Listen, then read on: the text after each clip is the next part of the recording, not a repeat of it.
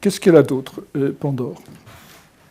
Et là, les grâces lui offrent des colliers d'or qui vont orner sa gorge. Alors, la gorge, c'est bien sûr la parole, la communication. Les colliers d'or, c'est la présence du sacré. Et les grâces, c'est les charites, c'est-à-dire c'est les déesses de la beauté.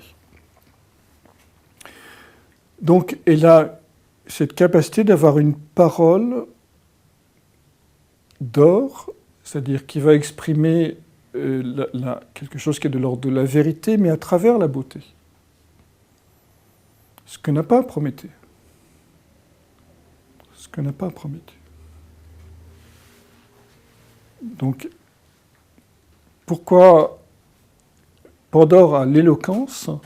Simplement parce qu'elle considère et la conscience que ce qui est beau est vrai.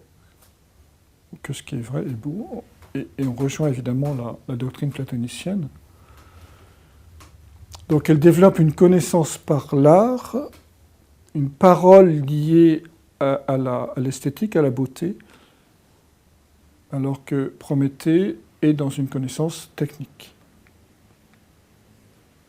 Il est dans la loi, Pandore est dans la lumière et la beauté. On raconte cette histoire assez amusante que un jour, Marcel Dassault, il avait 80 ans déjà à l'époque, et ses ingénieurs lui demandent, voilà, on a 5 prototypes d'avions.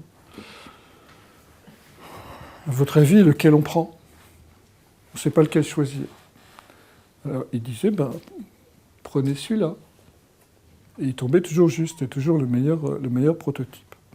Alors un jour, il y a quelqu'un qui lui demande, pourquoi vous n'êtes quand même pas un expert en aviation, à votre âge surtout? Et il dit, écoutez, c'est simple, choisis toujours le plus beau. Il y a une esthétique, E égale MC2, il y a une esthétique des équations mathématiques, il y a une esthétique de la technologie, et que ne voit pas Prométhée. Prométhée, il voit l'aspect loi, etc. Pandore, elle va voir que toute beauté, toute connaissance est une forme, toute beauté est une forme de vérité. Que la vérité est esthétique.